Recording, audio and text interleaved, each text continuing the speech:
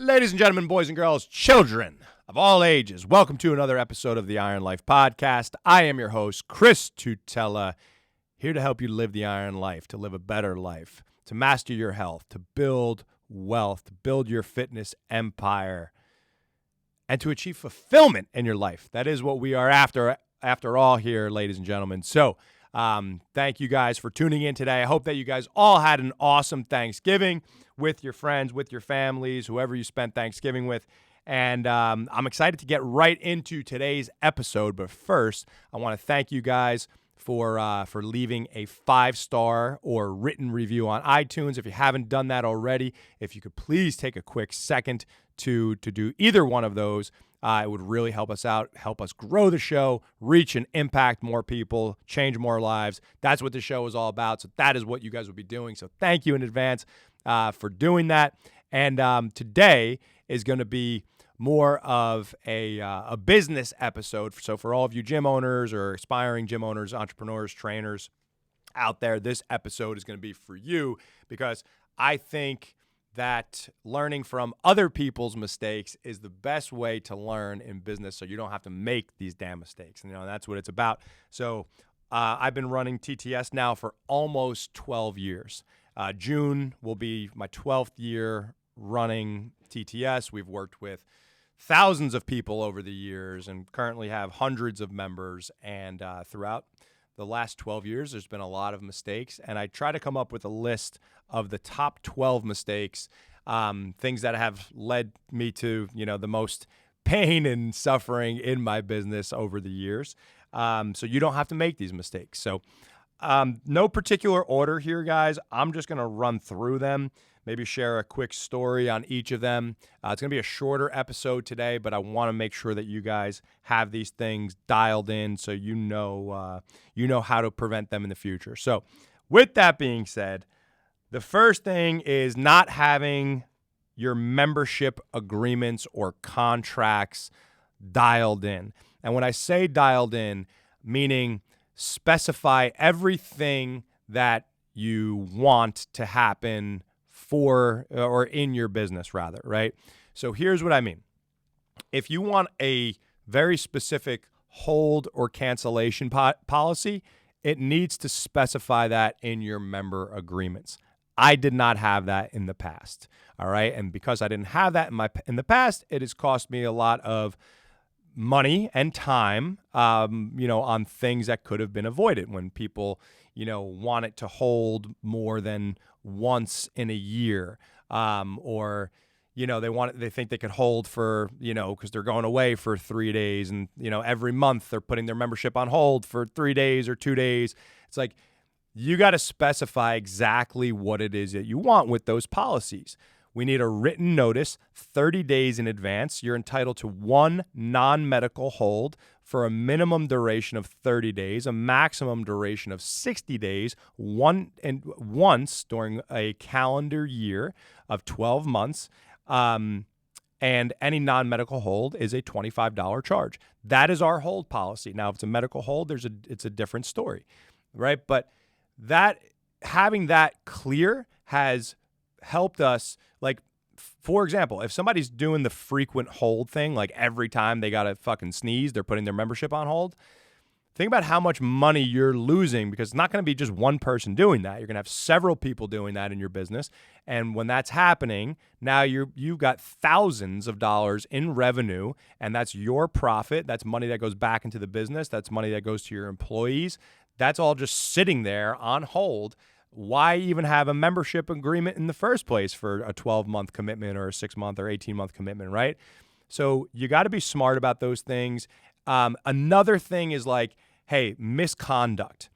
If somebody is being a raging douchebag, and we have had a raging douchebag in our facility before, and if you're trying to get this raging douchebag out of your gym, you need to have some language in there that gives you the right to get the raging douchebags out of your gym and being able to terminate their membership without them busting your balls, for lack of a better term. So put that in your membership agreement. Like, here are the things that can get your membership terminated and get you removed from our facility. Talking badly about employees, staff, or ownership, causing gossip or problems, talking back to the staff, like just things that may occur from a client. Like, what would make you say, I need to get rid of this client? Think of those things. Think about what being a douche looks like in your eyes.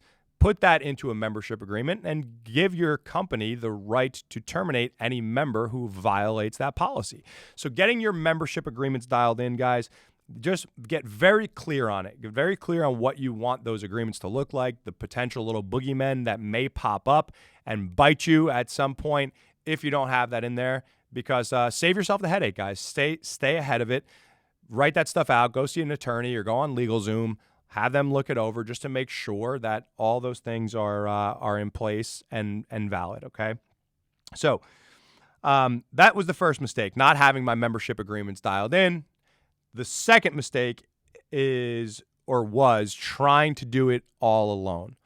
So this kind of goes back to the early days. Now, when I first started TTS, I was the one that was writing the programs. I was training every single training session from 5 o'clock in the morning until 9 o'clock at night. I was cleaning the bathrooms. I was vacuuming the floors. I was the one that if there was anything needed, any type of maintenance, or like, we need to put shelving up or paint the fucking walls or whatever, I was doing everything because I was unwilling to pay for it. And maybe, also just because I didn't have the money at the time, and maybe right now you don't have the money, so you have to do some of these things on your own, and that's okay, right? But as you move forward and your business grows, the more of that stuff that you're doing, the more you are preventing your business from growth. That's just the reality. Even training the sessions, all right? Now, listen, I'm a coach at heart. I love coaching. I love training people.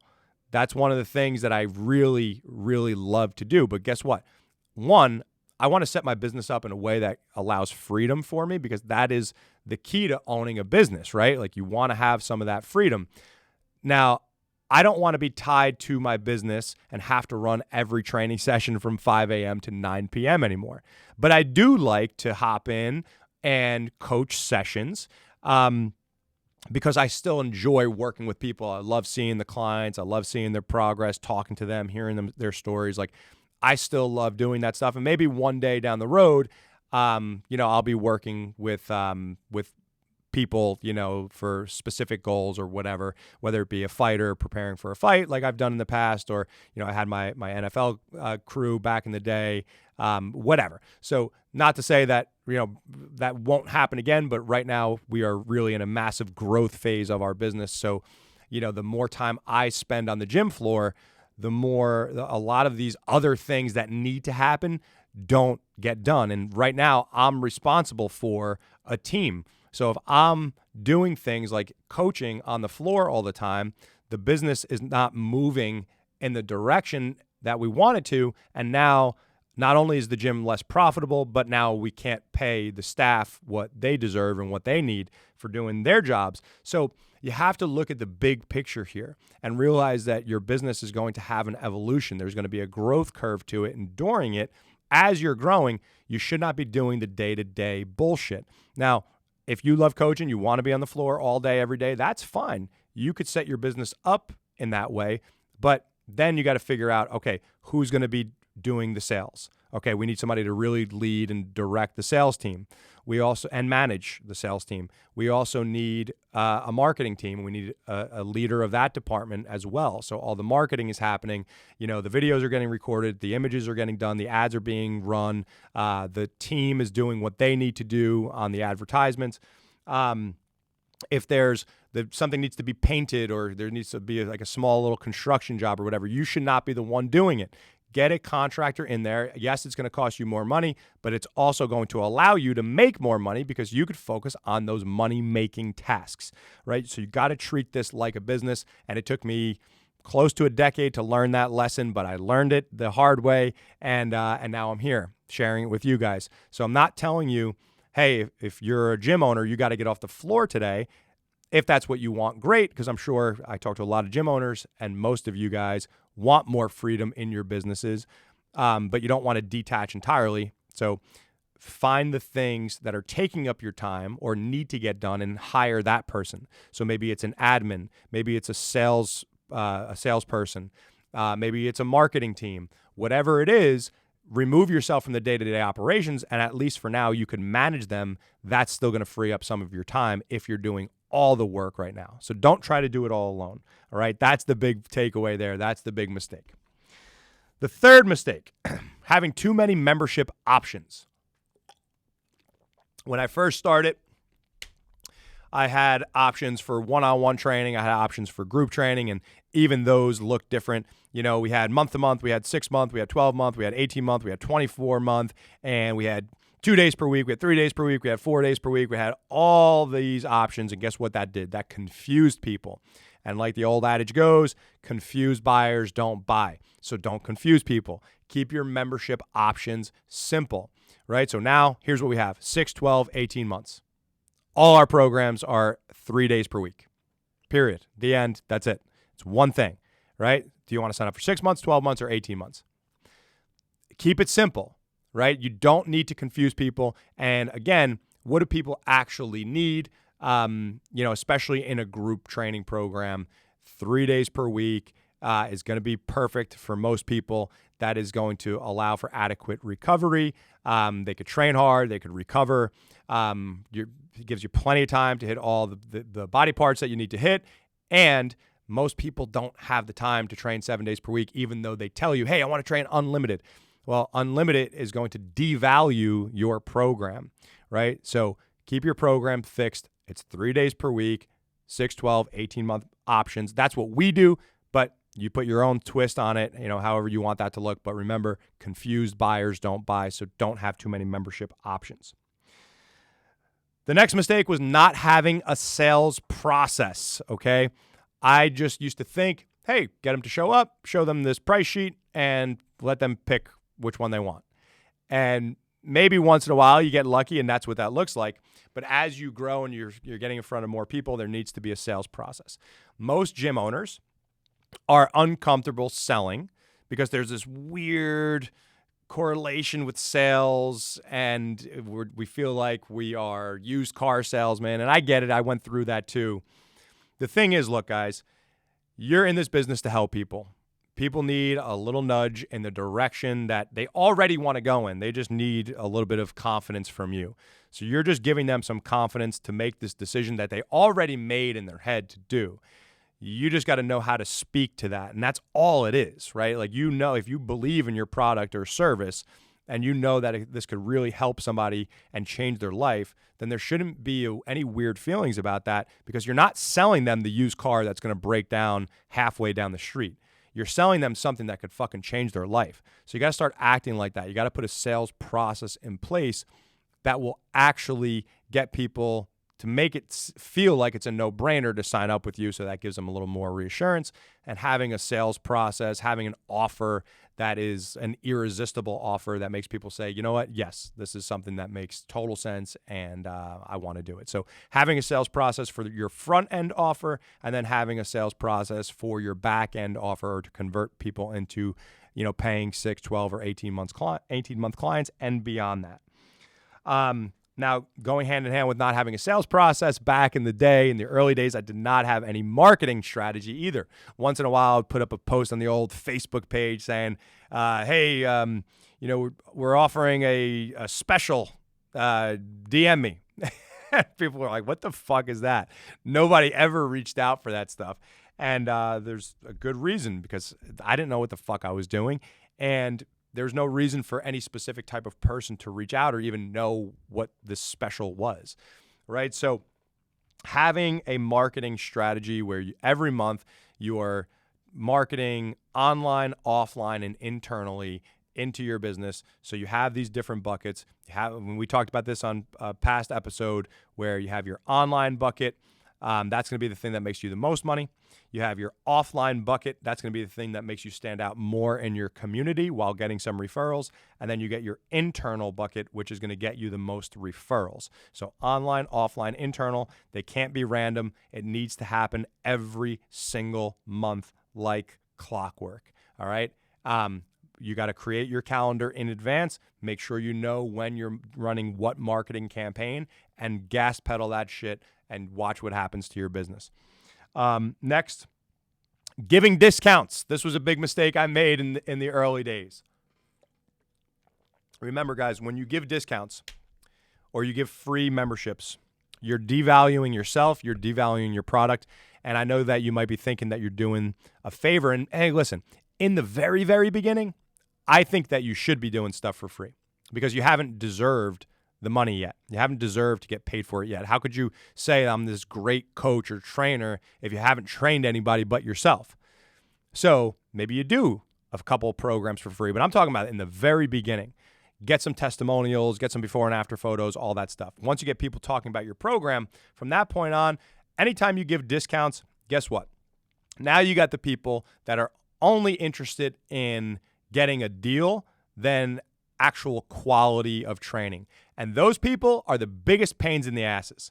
Those are the people that complain the most. Now, I have people that have paid me $4,500 for, 90 days of coaching.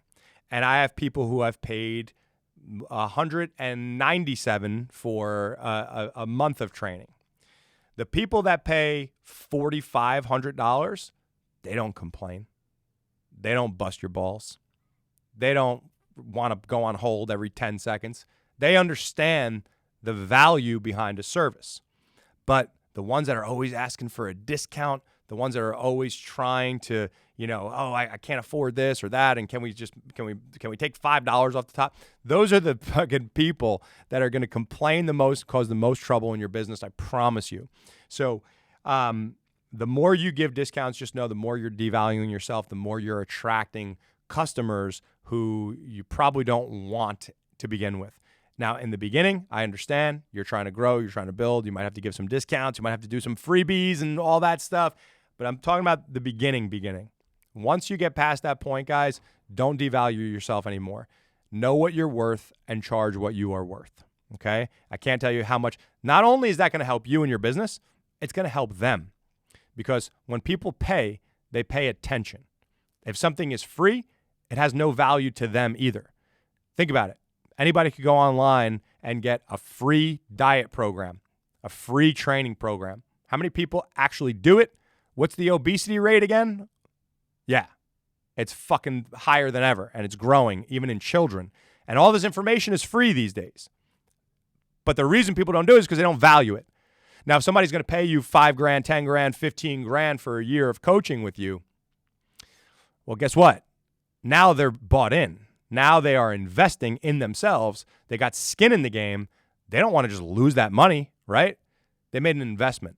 So you're doing not only yourself, but your clients a disservice when you give away things for free or you give extreme discounts. So just keep that in mind. Another mistake that I've made is asking before giving, okay? Listen, nobody cares about buying your program if they don't understand the value that you could actually add to their lives. So show them the value by giving. And I don't mean, and this may sound counterintuitive to what I just said, but in terms of content, if you put out free content, okay, and you give value to a marketplace, you teach them how to do a squat properly. You teach them how to, how to set up their macros properly. You teach them the value of quality foods. You give, and then you ask, hey, I'm looking for 10 guys who want to do this program and lose 20 pounds in the next 6 weeks. DM me if you're interested, right? But if you're just asking all the time, I'm looking for, come train with me, give me money. People feel that, they sense that. And now it's like, who are you really in this for? So you got to show people what you're worth by giving before you ask. And that's a mistake I made early on. Here's one that really resonates with me now more than ever as my business has reached a new height. Thankfully, we've hit new milestones in our business, and we've been able to grow and, break our records every month. And one thing that I'll tell you will drive you crazy, or will drive me crazy, is when I am focused more so on numbers, like numbers of memberships, monthly revenue, profits. Not saying that is not important. You need to know your numbers. But when you're so focused on those numbers, you start to forget about the people that are right here in front of you. And I'm guilty of that. I think every business owner at some point is guilty of that. Like you almost forget about why you got into this in the first place. And you like to set reminders for yourself and all that stuff. But the problem is when you become so hyper-focused on these numbers, it takes away from your love of the thing, okay? And by shifting your focus, especially when times get a little bit more challenging, right? And it's like, oh, fuck, I had a bad month, and I start getting this anxiety, and you feel bad and whatever. Focus on the people. How could I add more value to my current clients that are right here in front of me, or to the marketplace? How could I help them today? What could I do? Like, what are the things that they need? Could I just shoot somebody a text and check in on them and see how they're doing? Shifting your focus from like, oh man, we're not growing, or we want to hit this new number this month, to, you know what? Let me service my people. And that goes for your staff and your team as well. Like, let me see how they're doing. How could I help them? How could I help them get better? How could I help them grow? When you shift that focus from the numbers all the time and being so hyper obsessed over those numbers to the people, man, it will change your world. You will feel better. It will allow you to get more creative and, have a better product. Everything will change.